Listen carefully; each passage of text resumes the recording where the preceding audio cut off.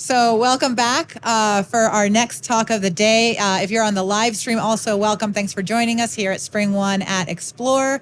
Remember, on the live stream, you can click on the discussion button on the top of your screen and join the Discord discussion where you have moderators helping out, including members of our Spring team. And after the talk, I'll be taking questions, and we'll be passing around the microphone to make sure that everybody in the room, as well as people on the live stream, can all hear the questions. So without further ado, I want to welcome these wonderful, wonderful speakers on a topic that is also near and dear to my heart, Spring Cloud Gateway. Please welcome Spencer Gibb and Luke Shannon. Thank you, Cora. Welcome. For those of you who don't know me, my name is Spencer Gibb. I've been on the Spring team, specifically Spring Cloud, for the past 10 years, the project I started with Dave Sire, and it's been awesome to work with. Luke Shannon, do you want to introduce yourself? Luke Shannon. So Luke is a customer, and he'll be showing off some of the things he's done at his company a little later on. So here's our agenda today. We're going to talk a little bit about what APIs are, which specific type of APIs we'll be talking about, how to protect the resources with APIs. We'll do a little interlude with decomposing the monolith, and then we'll talk about scaling teams with Gateway, and then Luke will jump into the case study. So API is kind of a big, broad term used for lots of things, right? These could be programming language interfaces, anywhere to remote APIs. And that's what we're talking about, particularly HTTP APIs with Spring Cloud Gateway. They could be gRPC, RSocket, whatever. There's all sorts of ways to do these kinds of APIs, but we're going to be talking about Spring Cloud Gateway today and HTTP APIs. So typically, there's some network that separates your clients from your application, whether that's out over the internet or your internal network, whatever it is. This could be done using open source components like HA proxy, Nginx, those kinds of things. You could have commercial products, hardware that actually does some of this stuff. Today, specifically, what we're talking about, the Spring and Java-based Spring Cloud Gateway. Now, specifically, there's multiple layers of how to protect our APIs, right? There's kind of the transport layer. So in this case, HTTP, you want to be secure. So HTTPS with TLS, that kind of thing. The next layer is your application layer itself, right? Could be secured using Spring Security with OAuth 2. We'll talk a little bit about that, JWT tokens and the like. You also want to protect your backend services, whatever those are. Databases, be they relational or NoSQL, whatever that is, message brokers, that kind of thing. And in the cost-conscious world, you want to save money, right? So whatever that is you're spending on, if you're out in the cloud or on your own hardware, whatever that is. So we'll talk about a bit about how we can protect some of our APIs so that they can handle the traffic they need to and scale. So if you want to scale, there's a number of ways to scale your APIs. If they're resource intensive, you can scale up, right? So this is hardware, whether that's RAM, disk, CPU. I remember getting special permission to get the ultra huge instances in AWS, right? Whatever that may be. I know Netflix runs Eureka on some pretty large hardware. So that's one way. Costs money, you scale up, you don't have to change the number of instances you're using. Which is the second way, right? Scale out. So my traffic is causing my service to fall down. Let's do that. Let's scale out. That's kind of hard because either you might have too many instances and you're paying more money than you need, or how do you predict your traffic flow, all that kind of thing. And then if you've been to a number of the Spring talks, you can compile to native using GraalVM. and do the same amount of traffic and things with less compute resources, right? Lower memory, less CPU, that kind of thing. So how do we protect our resources, and specifically, how do we do it with Spring Cloud Gateway? So first up, rate limiting, right?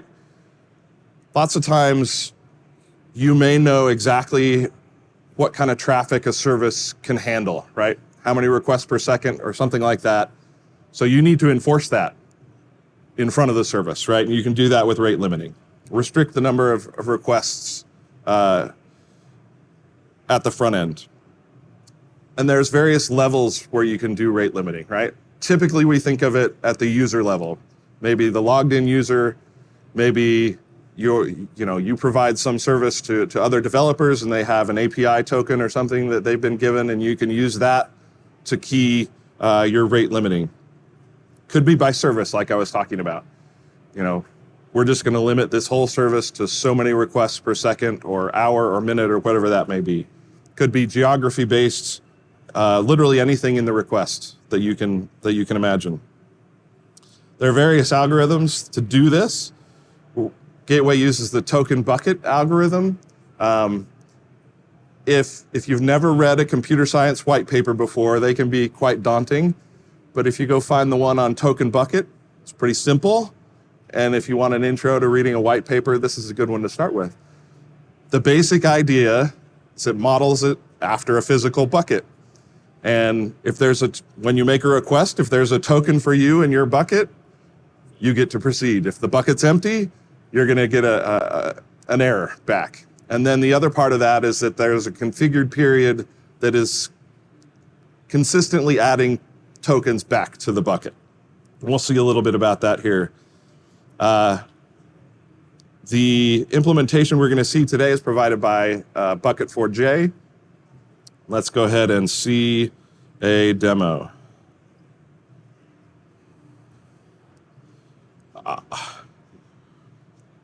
One thing we didn't do is change our, where did we go? Change our font size here. Yeah, we want to change the font though. Appearance.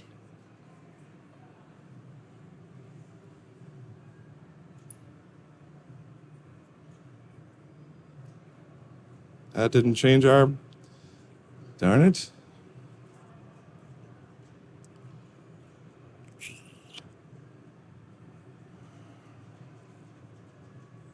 Come on. There we are. No. Oh, come on. Font.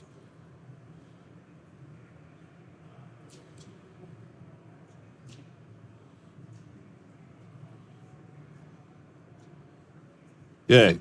Is that a little better? All right. So here we see a particular route that we're going to route on this particular path.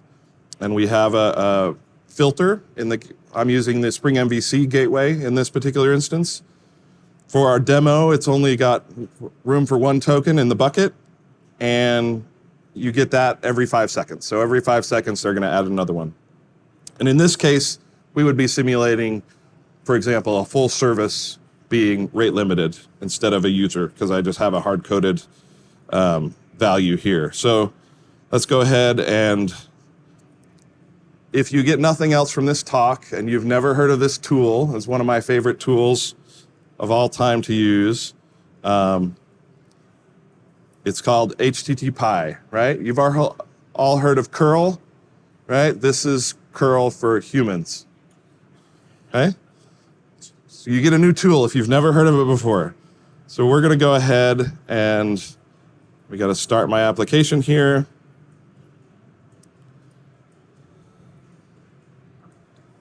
So we started the gateway. We're going to go ahead and make a request. I'm just showing the headers. We get a 200. And then within 5 seconds, since I didn't have any remaining, I got a 429 from the gateway, right?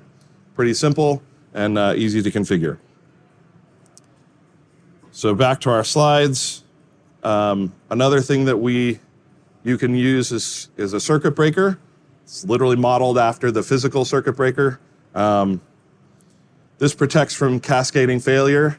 There are some pretty interesting stories about Netflix a number of years ago when an Amazon backup generator caused an outage, if I remember correctly. It's a fun read, but it protects the users from seeing failure. So you'll get a success in the UI. Basically, if there's a number of failures during a certain period, the circuit will open and it will no longer attempt to make that downstream call. And it will use a fallback. So the classic example I give is a recommendation service, what to watch, right? Typically it might be personalized, but if it's out, we'll show a random list or a static list of recommendations for you. In Spring Cloud, many moons ago, we used Hystrix, but now we use Resilience 4J for this functionality.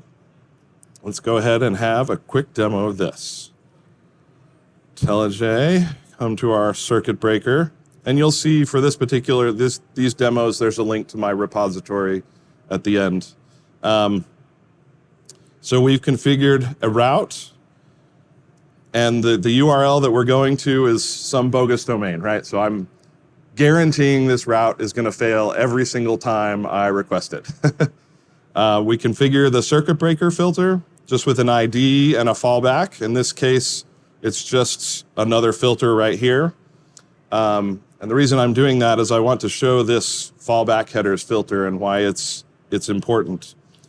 So we can go ahead and copy my http command here.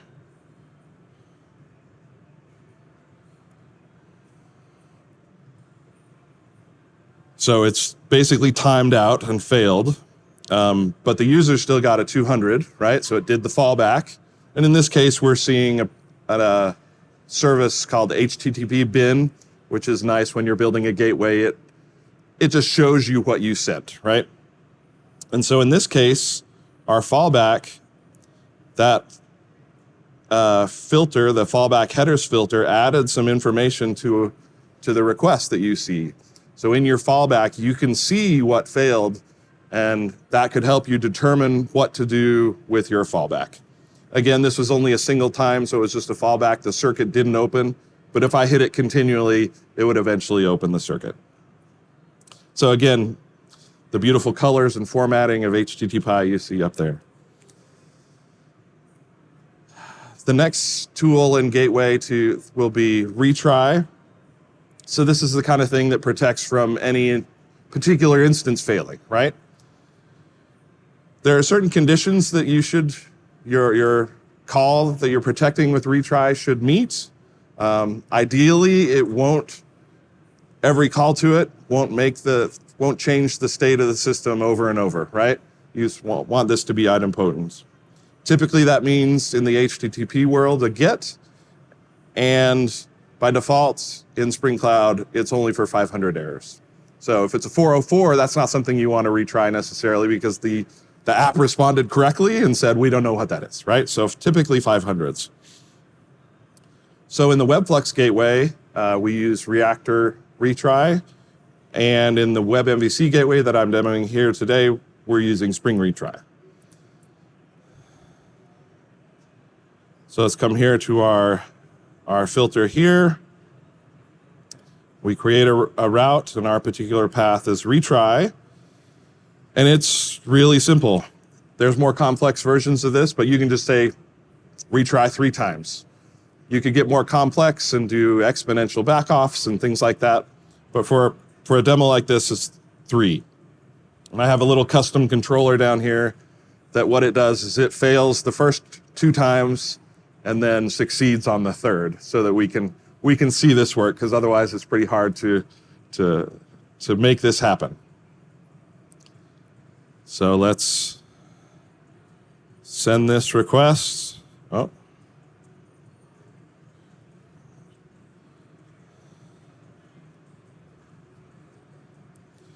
So we get a header here that we retried 3 times, but that doesn't mean it actually happened. So if we look here for retry count, we retried once because we got a 500, retry again on a 500, and the third one we get back a 200, right? So we retried twice for the failures. All right. The next is scale to 0. This is a kind of an interesting new use case where if nothing's happening, there are no instances of your application running, right? It's literally cost savings. You don't have to have an app running that isn't doing anything, right? Not every app is going to benefit from scale to 0. So there are typically some criteria where this might be helpful for you. Number one, the app has to start fairly quickly, right? You don't want scale to 0 and then it takes 10 minutes for your app to start up before it can respond, right? It should be a pretty speedy thing to start up. There are certain classes of application that have periods where they have very low traffic or no traffic at all, right? Some applications are nights and weekends that I've seen, that I've worked on personally, right? They're very sparse throughout the weekdays, things like that. So if your app meets that, that's one of the things that this might be helpful for. If you've got, functions or lambdas, these small little bits of code that are probably compiled with Spring Native, right? So they start up quickly and respond fairly quickly to that. So I'm going to show you a little recorded demo of a project called Keda. So originally this project was built to scale messaging solutions on Kubernetes, but they've added a HTTP add-on, so it will also scale HTTP applications for this. And what that looks like is Keda gets installed into Kubernetes, and it handles scaling your app from 0 to 1 and 1 to 0. And then Kubernetes handles 1 to n, right? And there's a component in Keda that has to sit in front of your application to intercept requests, and it will know how many instances are running. Well, basically, are there 0 or are there more than 1 or more, right? And it does that by communicating with over some gRPC endpoints in your application. So I'm on the Spring team. We hope people are deploying Spring Cloud Gateway into their Kubernetes clusters. And if you already have that, Dave Sire, my colleague, created a proof of concept where we replace the Keda component with an already existing Spring Cloud Gateway that knows how to speak the proper gRPC endpoints to Keda. So let's go ahead and take a look at my little pre-recorded demo here. I'll just kind of talk you through. So here I'm just installing Keda. It's pretty lightweight, as opposed to something like Knative, kind of sits to the side. Next, I'm going to install a demo application. This demo application literally just responds with the current date and time, okay? So I'm going to port forward to that. We'll see what a request looks like to that particular application. So you can see there's one version, one instance of that app, and I get my response back. So now I'm going to go ahead and install our specially configured gateway.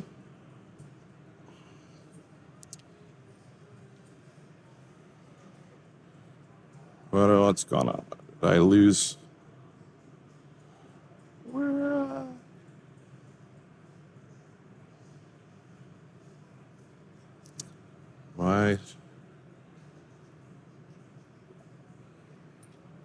I now am having some technical difficulties. There we go. Okay. Well, while we're rebooting, hi. While we're rebooting, does anybody want to jump in with a question? Or a comment, or a show of hands, how many people are using Spring Cloud? Is it up? It's up. Apple starts really fast. Okay. Yeah. We're almost there. But if you have any questions or comments, we can take the next 30 seconds. Here's your opportunity. Oh, sorry. I'm sorry. I'm not looking. Here we go. So do you really find a whole lot of instances where your API gateway or your API needs to scale down to 0?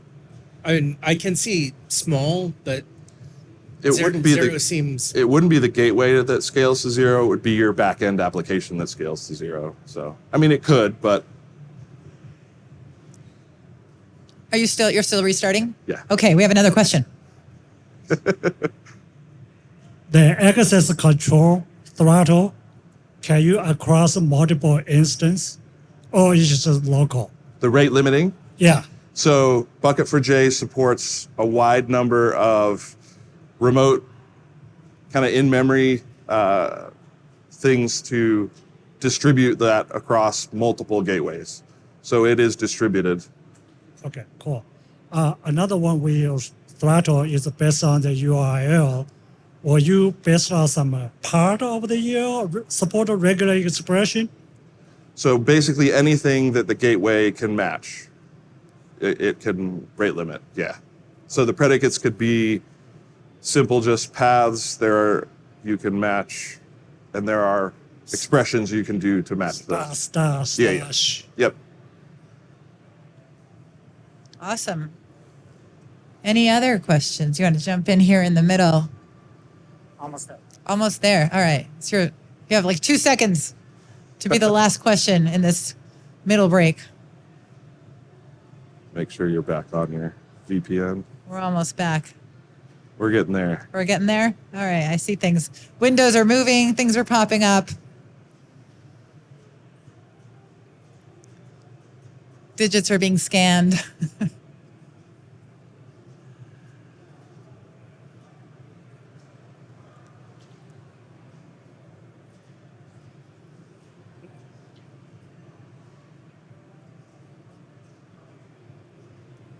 And again, sort of the last chance for a question right now.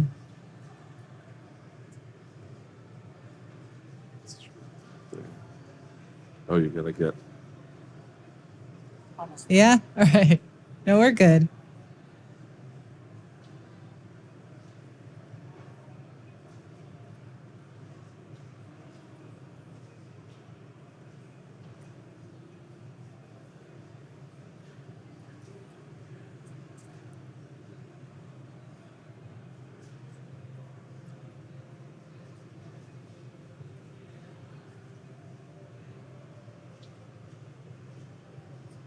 Almost there. I guess for the folks here, how's your experience? How many things do you think what you're seeing here is you're gonna take stuff back and have stuff to add to your, okay, getting a lot of nods, have stuff to apply immediately?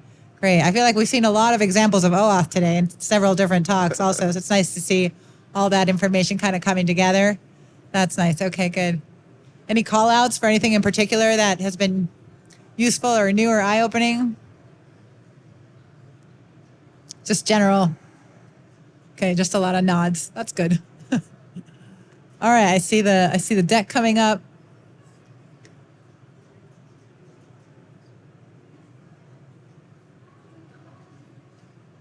Sometimes you don't appreciate how much setup it takes to get these things to work. Yeah. All right, we're good? Let's plug back in. All right, plugging back in. All right, the show goes on. Video's done. We're past that. So, hey, look at that. All right. So, I am going to skip ahead so that I can give some time to Luke here. So we're going to talk a little bit about scaling teams pretty quick. Open API. Heard of this before, formerly known as Swagger, right? We have a commercial product that allows individual services to have their own Swagger open API endpoints on their instances, and this will aggregate them and allow them to be searchable so your team can find other APIs across their enterprise, and also multiple portals can be aggregated. Spring Security is really important. Luke is going to get to show that to you. basically the Spring Cloud Gateway is a great place to enforce this at the front end, right? So you can't even get to your services without having gone through the proper security sequence. Of course, with Spring Cloud Gateway is just a Spring Boot app, so we get to integrate with Spring Security. We have a token relay filter that works with OAuth 2. You can do the whole Auth 2 dance and then forward the token. Luke is going to show kind of a custom version of that here in a little bit. We support Spring Authorization Server as one of those identity providers, but it really could be anything. Okta, Azure, whatever it is on Amazon and GCP, right? It doesn't really matter what identity provider you're using. And in our commercial Spring Cloud Gateway, we have single sign-on and MTLS support for all the connections based on certificates. We do distributed tracing. Very good place to start is at the gateway. This is when you have problems, you can follow a single request all the way through your system. You can see latency, you can see where it particularly failed in what component. We use, by default, Micrometer, the observation APIs, but then you plug in whatever tracer your company uses on the back end. So he's going to show you something that isn't using Micrometer and how easy it is to do that. Another way to scale teams is if you use service discovery, right? They can manage their own instances. They register with some central service. And for example, in the gateway, the Spring Cloud Load Balancer can then decide based on the algorithm you choose which instances. And you don't have to, if you're using properties, every time you'd spin something new up, you'd have to go change configurations so that new machine was added, that kind of thing, right? So this helps your teams when you're building these dynamic distributed systems. I think I'm just going to skip this one so that we can give Luke his use case. So let's turn it over to Luke, and he's going to show you some of the things he's done at Intact, showcasing some of these things that I've just been talking about. So we have all your IntelliJs up. Oh, I'm going to close mine, though. Close that guy. All right. Hopefully this does not die. No, it shouldn't. Yeah, well, it shouldn't have died the first time. Yeah, I hear you. Okay, so I'm going to show some stuff. Spencer will probably provide some commentary. Don't fall off the stage. I'm good. All right. I'm good. So I work at Intact. We're an insurance provider. A lot of software we're building for brokers, for end users. My particular team is creating developer productivity tools. So one of our tools is an internal developer portal. It's called Harbor IDP. I don't want to get too much into it, what it does, but it basically brings things together for developers to build and deploy things more effectively with best practice built in and just reducing of friction. Now, where it's kind of important is how we're using Gateway to work with our APIs. So this is our architecture. So running inside of our network in Kubernetes, we have a bunch of containers. We've got Gateway, a couple of APIs, and a UI. So the APIs are all Spring Boot, and the UI is React. So the notification API is an API you can post a message to that will go to the user waiting for something to happen. The Flow API is something that does a bunch of orchestration and sort of work in the back end. And the Event API is something the Flow API can look at to tell if something needs to happen or if it's waiting for something to happen or something failed. So this is kind of more system level events. So today we'll just really look at the UI and the notification and the gateway. I'm going to run everything locally just for simplicity. Keep an eye on the ports. So the key port here is the gateway, which is on 8080. You'll see all the other ones are on other ports, but you'll see why 8080 is important here in a minute. The functionality I want to show is how we're centralizing authentication using Gateway, how are you doing routing with Gateway, obviously, and some cookies and header management. So first use case is authentication. So we're using Azure AD, and we want to have our backend sessions to the APIs authenticated. And the main way that everything talks to everything else is through the gateway. So let's take a look at what authentication looks like. So I'm going to do an incognito window here. Oh, I should start up the apps. So I'm going to start up the backend APIs. So I'm just going to start up the notification and the flow service.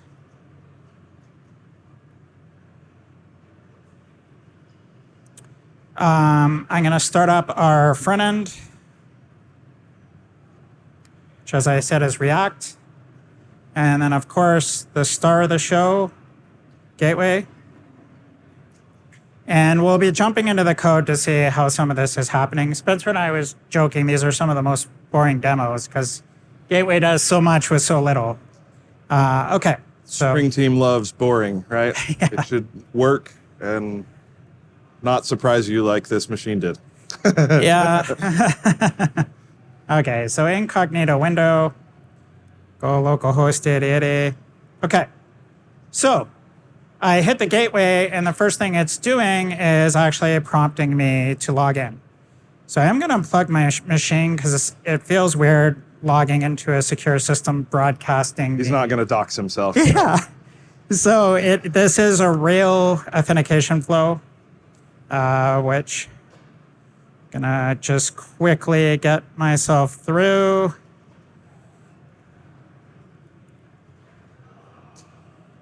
Okay. All right, let's plug that back in. Hopefully that comes back.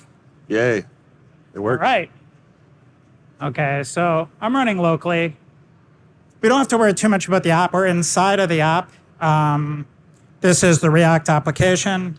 If we come in here into the developer tools and we take a look at network, should see some calls here. There we go. So we can see, let me zoom in a little bit.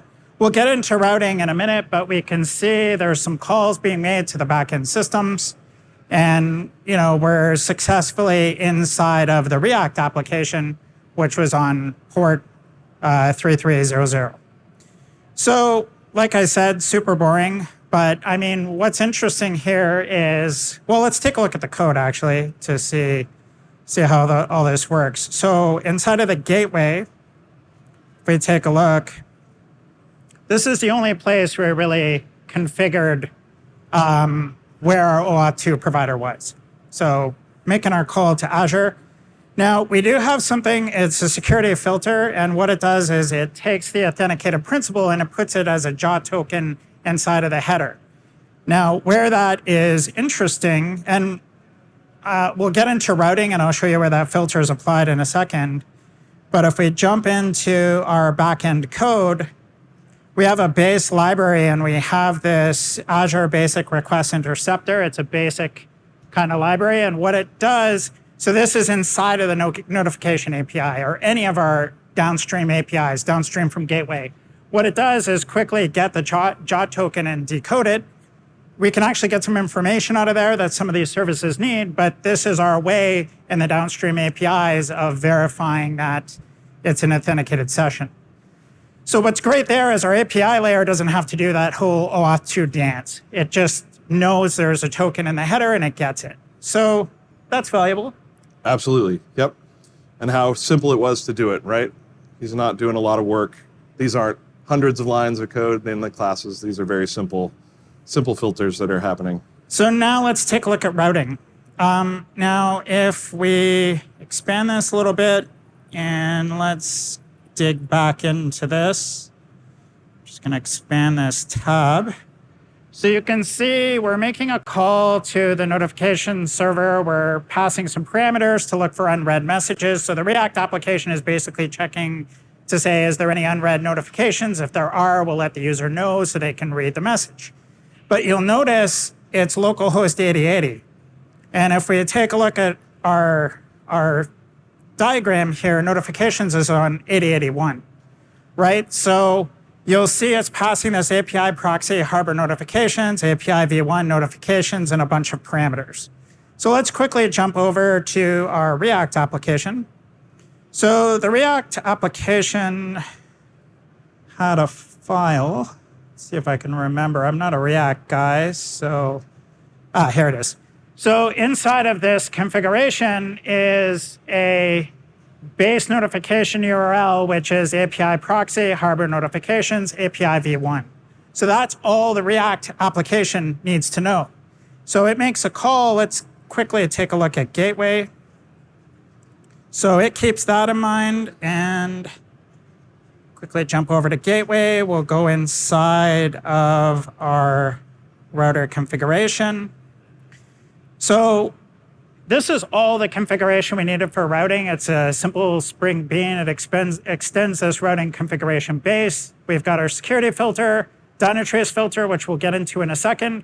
Each of our APIs has this router function. So we have some configurations. The configurations that we pass in, you can see here. So for the notification, there's an ID. For the bean, there's a host name. So this is where it's actually running in our network. And then there's a path matcher.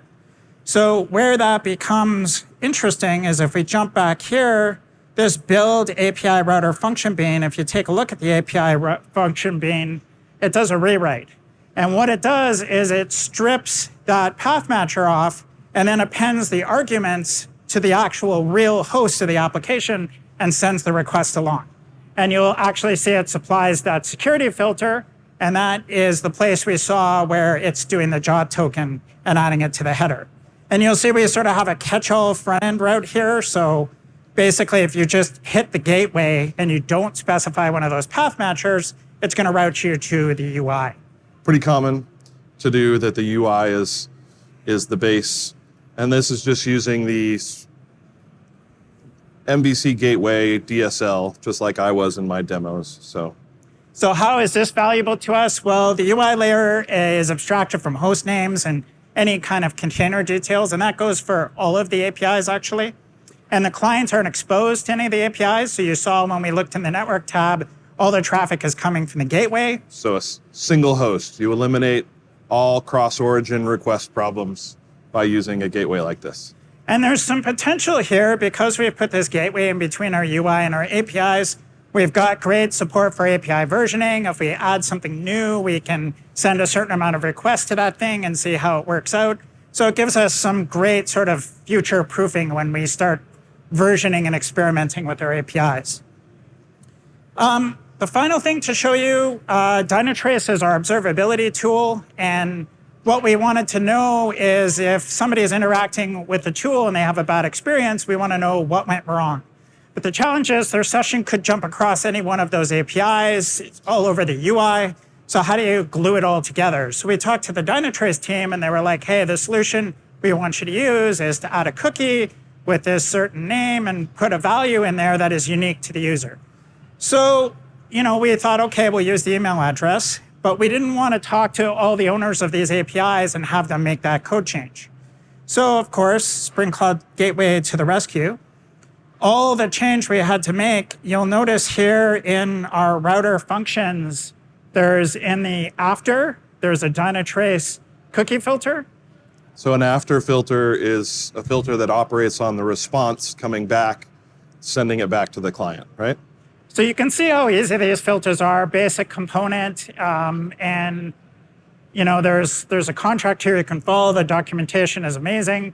And all we're really doing is adding the cookie. So the details about the cookie are an environment variable, but what we do is we grab that JOT token, we get the email, we put it in the cookie, and then that is now in every single session. And then when we're in Dynatrace, we can kind of have a complete view of what a user has done if they run into a problem. So the great thing about this is the API teams didn't even need to know about this. So they didn't have to do a bunch of code. If we change our tools or we change our strategies, we don't have to download that work to them. We can just do it in the gateway. So that's it for me. Last shout out is to my team. So building stuff like this, you need an awesome team. So there's my team. I have an amazing product owner, Maxime. So he's an ex-developer and also super passionate about building stuff. So we're working day and night on this stuff. And shout out to Intact, a super awesome place to build stuff. That's it. you Thank back on? you. Sorry for the All right. glitch in the middle, but if we do have time for a few questions on stage, and then if you have more after, sorry. we can get you up in the back of the theater, I guess is the right place. People are trying to photograph this slide. And Yeah. I don't want to. So that's where my demos were that I showed that I was running. So Perfect. All right. there's a lot more in there. So I don't know if you noticed, but there are a dozen and a half different demos of different things that you can look at. So Also, this kind of subtle point here that this is the MVC gateway. So, Exactly, Yeah, yep. you want to tell us a little more about that? So the original Spring Cloud Gateway was built using Reactor. So writing filters and predicates is a little more involved because it's a pretty big paradigm shift. The MVC Gateway is traditional servlet thread per request, but with Loom virtual threads, this certainly makes a lot more sense now. And let me tell you, as I was writing it, like just dealing with an input stream and an output stream was wonderful because the APIs are much, much simpler to work with. So Amazing. any questions? Yeah. Questions? We'll come around with a microphone. Any other questions? If you're shy and want to meet us afterwards in the back, that's fine too. Well, thank you very much. We appreciate your time. Wonderful. All right. Thanks, everybody, also on the live stream. And we'll be back with another talk in, I think I think it's 15 minutes. I'm not entirely sure, but we'll see you. It's on the schedule. We'll see you soon.